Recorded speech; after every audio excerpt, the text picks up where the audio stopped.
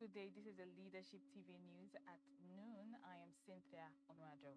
The International Monetary Fund (IMF) has again declared their support for the fuel subsidy removal and exchange rate unification, insisting that it will enhance the economic outlook of the country. Ari Exen, the IMF representative in Nigeria, made this assertion while featuring on Channels Television on Tuesday. According to him, the removal of fuel subsidies and unification of exchange rates must continue for Nigeria to reach microeconomic stability.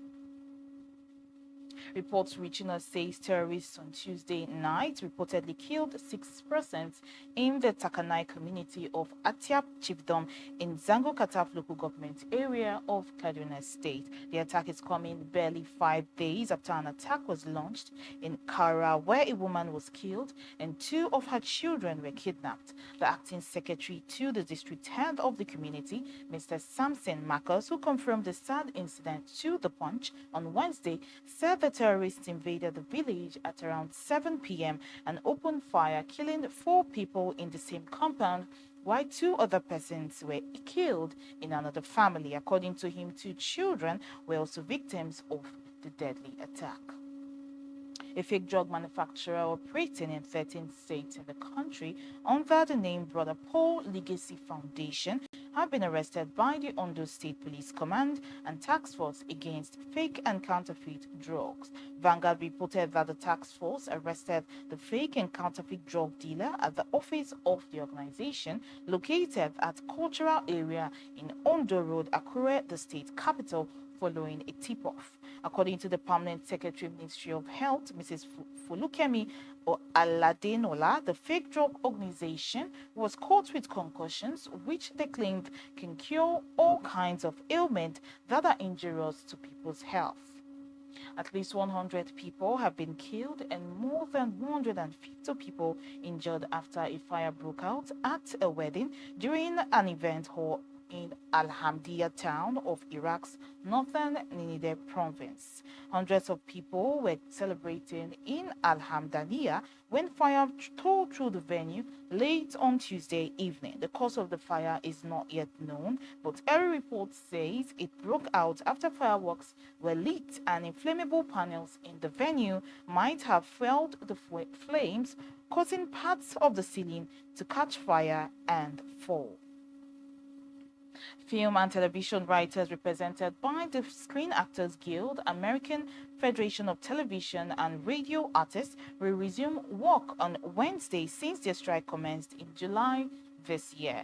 According to the Huffington Post, the Writers Guild of America, WGA, East and West, finalized an agreement with the film and television industry after a nearly 3-month strike.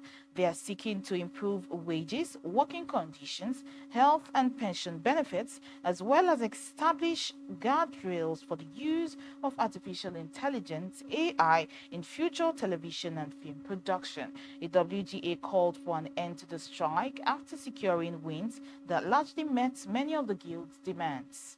In addition to rules prohibiting companies from using AI to write or rewrite shows and movies, AI-generated material can be used as source material for shows and movies. The union can also legally push back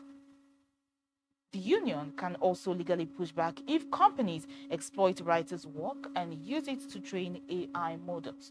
Companies must also be transparent about whether any material given to the writer have been generated by AI or incorporate AI-generated materials. Writers will now be paid foreign residuals for streaming shows as these platforms increasingly have a global reach. And under the new contract, companies will have to be more transparent about streaming viewership numbers, which streaming giants like Netflix has often cherry-picked and reported inconsistently. And now finally, on some sports news, Nigerian international and Napoli striker Victor Osimhen could take a legal action against his club Napoli over a video mocking him on the club's official TikTok page. According to a statement issued by his agent Roberto Calenda on Tuesday night, the video, which has now been deleted, was unacceptable as it has caused serious damage to Osimhen. What happened today on Napoli's official profile on the TikTok platform is not acceptable. A video mocking Victor was made public but now belatedly deleted. A serious fact that causes very serious damage to the player and adds to the treatment that the boy is suffering in the last period between media trials and fake news. We reserve the right to take legal action and any useful initiative to protect Victor, Calenda stated. Leadership earlier reported that the Napoli president, Aurelio De Laurentiis, was under investigation for false accounting in the deals that brought Victor Osimhen to the Serie A championships in 2020, according to several sources in Italy. Well, that's the news here on Leadership Television. Many thanks for watching. For more news stories, log on to our website, www.leadership.ng. I am Cynthia Onwado. Have a good day. Thank you for watching. For sponsorship and advert placements, please contact 080-3688-6158. Last Word Leadership Podcast Studio. You have the last word.